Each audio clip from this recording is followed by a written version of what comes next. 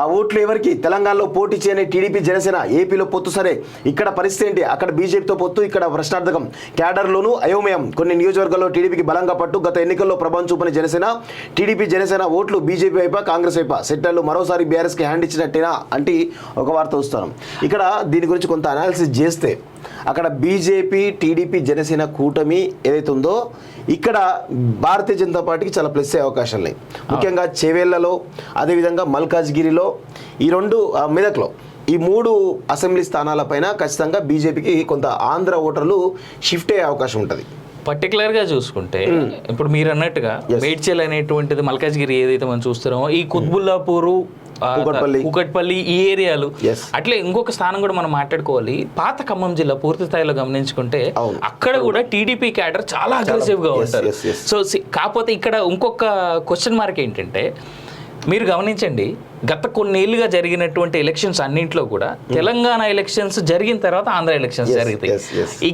ఈసారి పాపం ఇది చాలా మందికి మింగుడు పడింది. చాలా మంది రాజకీయ నాయకులు ఏడ్చేటువంటి విషయం కూడా ఇదే. అసెంబ్లీ పార్లమెంట్ 2 రోజు వచ్చాయి. అటు తెలంగాణకి, తెలంగాణలో ఏమో పార్లమెంట్, ఆంధ్రాలో ఏమో అసెంబ్లీ ప్లస్ పార్లమెంట్. ఇక్కడ మన తెలంగాణలో మాత్రమే ఉన్నటువంటి చాలా బాధాకరమైనటువంటి విషయం, విఘ్నులైనటువంటి ప్రజలు, ఓటర్లు ఎందుకు ఈ విషయాన్ని గమనించట్లేదో నాకు తెలీదు.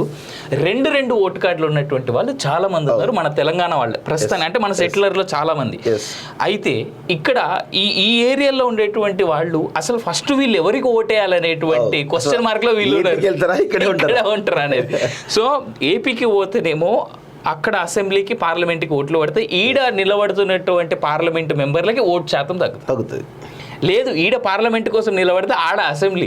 ఒక్క ఓటుతో మారిన రాజకీయాలు, 10 ఓట్లతో మారిన రాజకీయాలు మనం చూసినాం. లాస్ట్ 5-10 ఇయర్స్గా మనం ఎన్ని చూసినామో ఇట్లాంటివి అయితే అసలు. సో అట్లాంటి సందర్భాలు ఇప్పుడు రిపీట్ అవ్వబోతున్నాయి. అట్లీస్ట్ అసెంబ్లీ వరకు వస్తే ఏపీలోనేమో కనీసం 15 అసెంబ్లీ సీట్లు ఈ విషయం వల్ల ఎఫెక్ట్ అవ్వబోతున్నాయి. ఈడ చూసుకుంటే 4 పార్లమెంట్ సీట్లు ఈ విషయం వల్ల ఎఫెక్ట్ అవ్వబోతున్నాయి.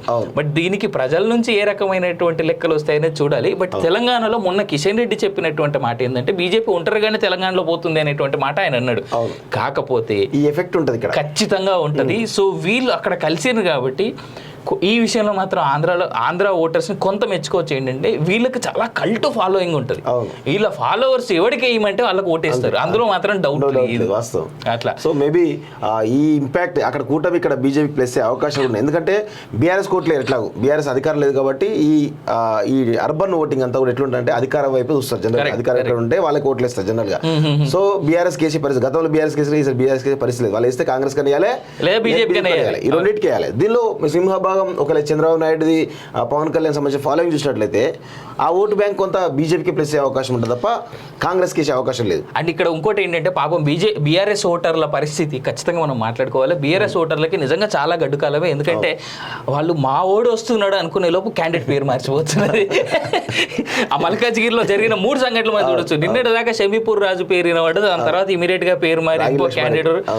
ఇప్పుడు ఆయన కూడా నాకు వద్దు అనేటువంటి మాట అన్నాడు అనేటువంటి మాట ప్రస్ఫుటంగా అందరికీ తెలుసు. అన్ని పార్లమెంట్, ఒక కరీంనగర్ తప్ప అన్ని పార్లమెంట్ స్థానాల్లో ఇదే పరిస్థితి. అసలు పోటీ చేయమనంటే చేసే పరిస్థితి లేదు.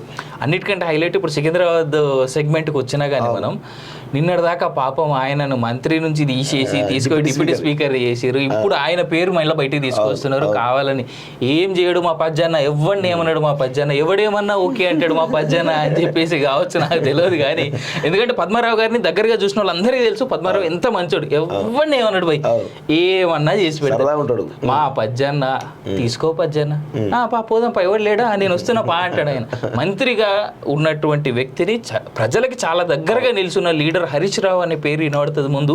ఆ తర్వాత పద్మారావు ఒక్కడే నేను చూసినంత వరకు, ఎందుకంటే గత 10 ఏళ్ళుగా మనం రాజకీయాలు చాలా ప్రస్ఫుటంగా చూస్తున్నాం. అలాంటి పద్మారావుని డిప్యూటీ స్పీకర్ చేసిన తర్వాత ఆయన కాళ్ళు చేతులు ఎర్రగొట్టినట్టుగా ఆయన ఎంత ఫీల్ అయింది అనేది అందరికీ తెలుసు. బయటికి ఏడ్చు ఒకటి తక్కువ కానీ, బట్ హీ నోస్. అండ్ ఆయన చుట్టూ ఉండేటువంటి జనాలకు తెలుసు. మాది సికింద్రాబాద్ నియోజకవర్గమే కాబట్టి నేను చాలా దగ్గరగా చూసిన ఆయన వ్యక్తిని. సో అట్లాంటి వ్యక్తిని ఇలా మరోసారి బలిపశువుని ఇదే తెలంగాణలో, ఇదే సికింద్రాబాద్ నుంచి మొట్టమొదటి కార్పొరేటర్గా గెలిచినటువంటి వ్యక్తి బీఆర్ఎస్ పార్టీ జెండా మీద. అట్లాంటి వ్యక్తికి ఇలాంటి దుస్థితిని కలిగించింది ఈ పార్టీ అనేది అందరికీ తెలుసు. మనం మాట్లాడతాం ఆ విషయం కూడా ఉన్నది. మేము ఎవ్వరం పోటీ చేయమరా ముర్రో అని ఏ న్యూస్ ఛానల్లో రాసినటువంటిది చూద్దాం.